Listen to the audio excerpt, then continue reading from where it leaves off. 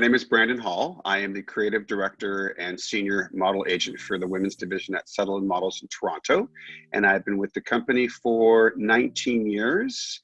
I started my career way back in my early 20s as a model. And from there, I worked in different facets of the industry and have been an agent now for about 25 years.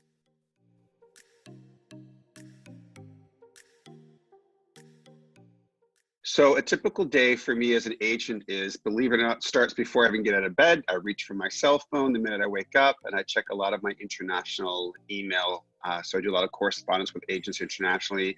It could be agents, it could be models, sharing good news, looking to problem solve. And then I get into work, and it usually is obviously going through emails. It's working with development. It's working with domestic clients in Canada, international clients, setting up meetings with models, meeting new faces. You know, one day to the next can be very different. So it's never the same thing from day to day.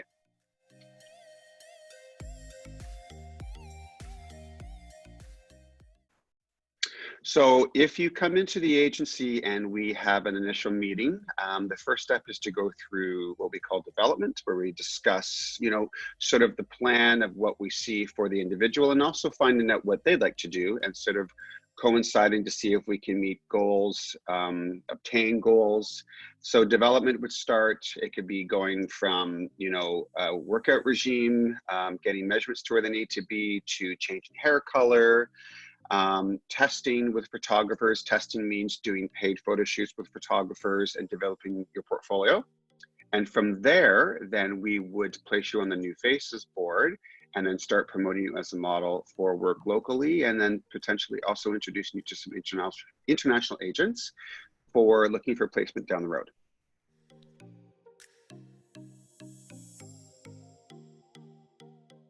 So for what I personally like to look for is a face that's memorable. I mean, there's a lot of beautiful faces, and sort of the girl next door does work. However, clients, particularly in Canada, are looking for something that is memorable. So it can be beauty, it can be a girl with a gap tooth, it can be somebody that's a bit quirky with personality. Height, figures really play an important role, but that can also work for you if you don't have the typical body or the height. But going with that, it's important that you have personality that can really help sell you.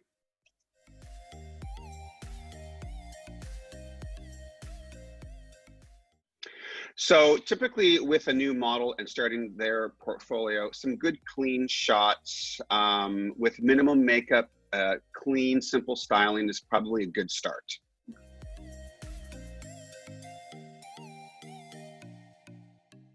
Digitals are extremely important because it's going to allow the client to see who that individual truly is without any photoshopping. And I will emphasize, we do not Photoshop digitals, but also adding to that, we have a lot of video content as well. So a client can see fluidity of a model in front of a camera. And also Instagram plays a huge factor. Instagram in today's industry is basically an extension to a model's portfolio and to really enhance their personality.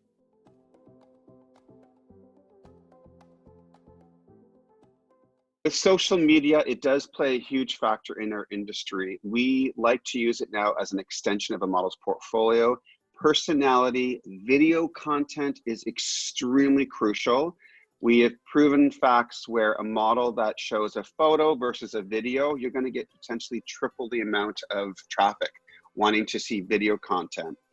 What's also important is now engaging your clientele, adding more of a story in it as opposed to hashtags, making sure that your content is bright, it's aspirational, making it interesting. Selfies in the mirror, you know, pouting your lips with your fingers up like this really is, you know, it's been done, and I suggest you try to get better content that is, again, going to engage your client. As far as agents are concerned, we constantly are policing models to make sure that your content is appropriate. So it's an ongoing battle, making sure that each person has their voice that's engaging and authentic. but it is something that's very important. And keep in mind, everyone is out there looking at your account. So make sure the content is appropriate. But I do want to emphasize that, you know, it's important that you are engaging in an authentic way. So we want to see, clients want to see a personality. They don't want to see, you know, it's just completely curated content. It's important that if you love, you know, animals, then have that voice alongside with fashion. But if you just keep it all fashion, it does get a little mundane and boring and people don't get to know who you are. So it is a fine line and a balance of trying to get that message out in a nice sort of non-curated but curated organic way.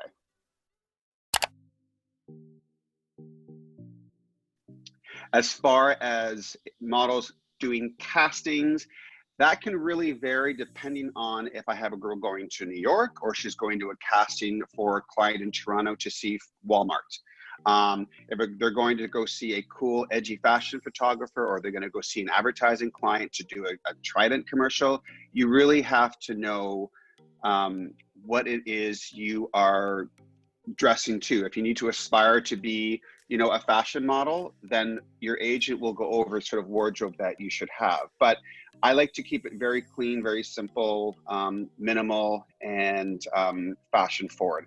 I always give the tricks of models to go on Google and type in models off duty, click on images. It really gives a great sort of visual of a number of different looks for men, women, behind the scenes, after Fashion Week. There's thousands of photos to go through.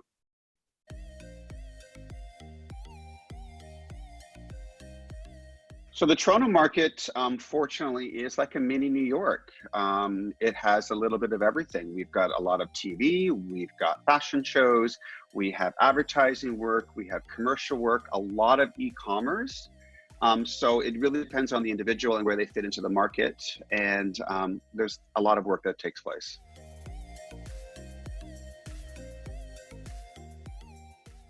So the relation between a model and an agent and working outside of Canada is typically you would have a mother agent signed in your home country, so to speak, and then you'd be looking at placement outside of different markets. It could be in the US, it could be in Asia, it could be in parts of Europe. And what happens is your mother agent would be responsible for communicating with those agencies while also encouraging that model to have communication with the model. But you will have eventually, hopefully, agencies in different markets. You can only have one agency per market.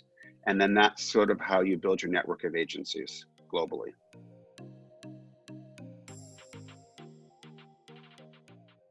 So for a new face to jump on the international stage and start working for top designers, it really is luck of the draw. I mean, obviously you have to have certain measurements for designers that agencies don't typically advocate for. However, it is what the supply and demand is. And until that fully changes, I mean, measurements are crucial when it comes to a runway model. First and foremost, you have to either look at your agency locally sending your material to casting agents that cast for big shows in major markets, or you could be placed with an agency and go to castings and you luck out and book a job with a designer, and it can happen that way. But in all honesty, every agent's dream is to get a girl to be, you know, walking for a top designer, but few and far do get selected.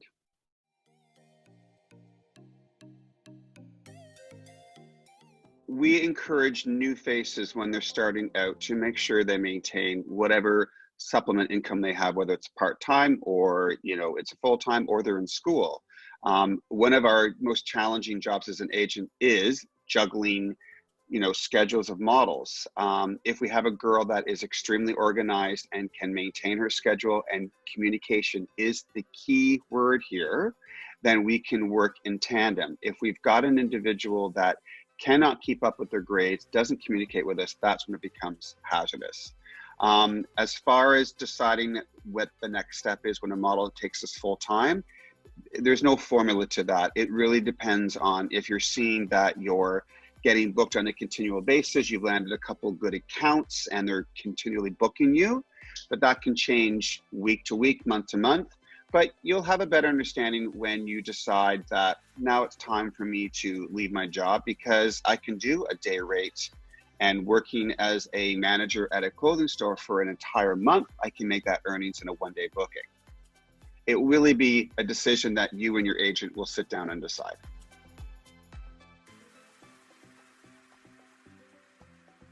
So looking for any model, whether I'm scouting at CMTC or on the street or wherever I am, I'm obviously going to look at, how tall they are, how great their skin is, how they present, carry themselves.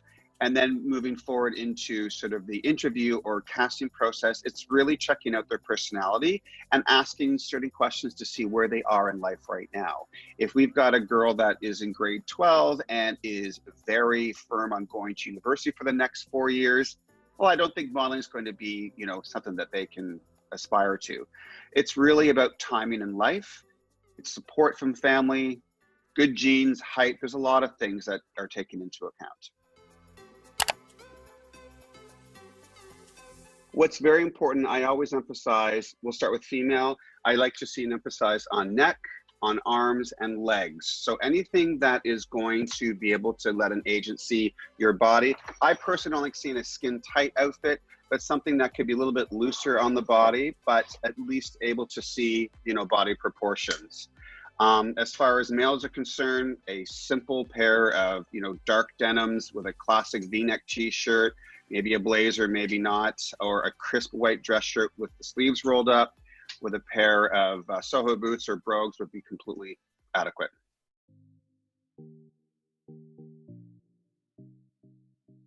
This is the time right now for, self-development. I encourage you to go out and take a dance class that is completely out of your comfort zone, belly dancing, ballet, whatever it may be. Dance classes will help a model with fluidity of movement. Any girl that I see that has taken dance has a huge advantage over a girl that hasn't taken dance. If you are shy, look at your local community centers for tasters, Toastmasters, and learn about how to communicate, because all these things are very important.